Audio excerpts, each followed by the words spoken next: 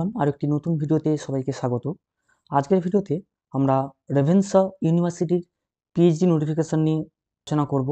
তো চলুন আমরা নোটিফিকেশনটি ডিটেলসে দেখে নিই। এখানে দেখতে পাচ্ছেন যে পিএইচডি অ্যাডমিশন ইনফরমেশন ব্রাউচার 2023 অ্যান্ড 24।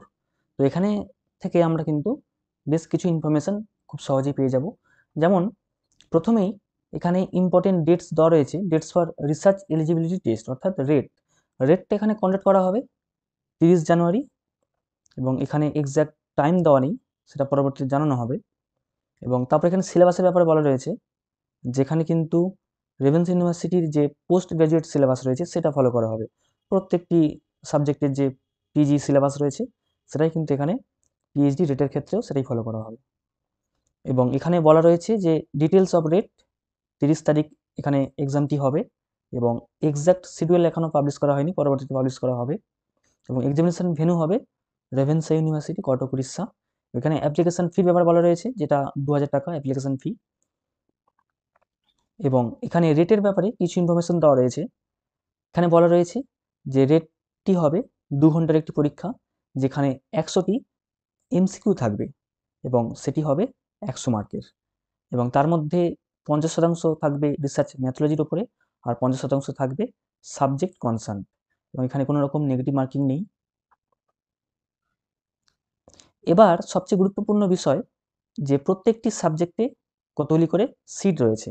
এখানে দেখুন, এখানে সাবজেক্টের নাম দেওয়া রয়েছে এবং এখানে টেন্টেটিভ টোটাল সিটস দেওয়া রয়েছে।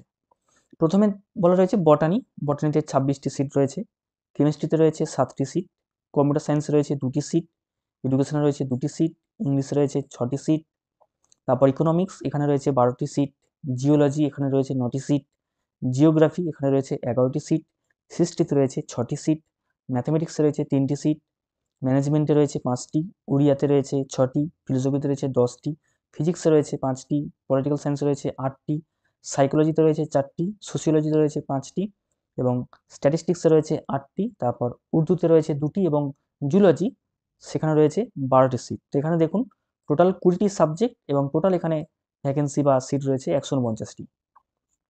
তো এখানে সিটের ব্যাপারে খুব সুন্দরভাবে দেওয়া রয়েছে। এবং এছাড়া আরও বিভিন্ন বিষয় এখানে দেওয়া রয়েছে, যেমন এখানে কোর্সওয়ার্কের যে ক্লাস হবে সেখানে 75% অ্যাটেন্ডেন্স রাখতে হবে।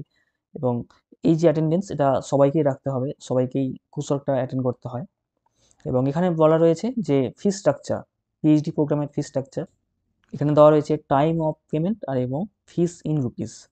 অ্যাডমিশন ফি লাগবে 10,000, তারপরে যাবতীয় যা যা রয়েছে এটা আপনারা দেখে নেবেন। টোটাল এখানে 25,000 টাকা লাগবে পিএইচডি করতে।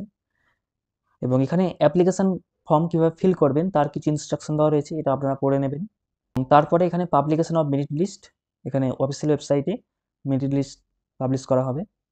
এবং এখানে গুরুত্বপূর্ণ list of document to be submitted during ইন্টারভিউয়ের সময় কিন্তু এই সমস্ত ডকুমেন্টগুলো সাবমিট করতে হবে, সেটা আপনারা ভালো করে দেখে নেবেন।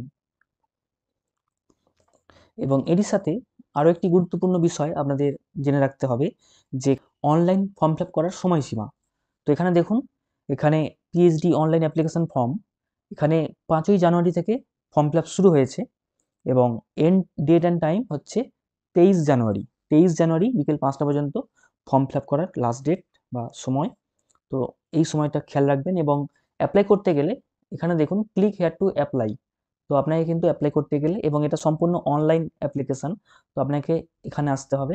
অফিসিয়াল ওয়েবসাইট আসার পরে আপনি অ্যাডমিশন সেকশন দেখতে পাবেন।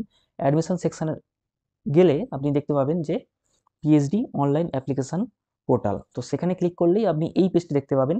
এবং এখানে তারপরে আপনাকে ক্লিক হেয়ার টু অ্যাপ্লাইতে ক্লিক করতে হবে। এখানে ক্লিক করলেই কিন্তু আপনি এখানে এরকম একটি ইন্টারফেস দেখতে পাবেন।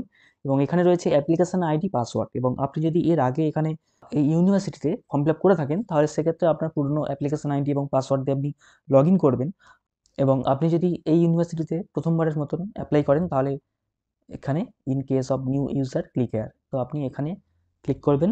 তারপরে যাবতীয় আপনি যা যা বিষয় রয়েছে সেইভাবে আপনি ফর্মটা অনলাইনে ফিল আপ করতে পারবেন।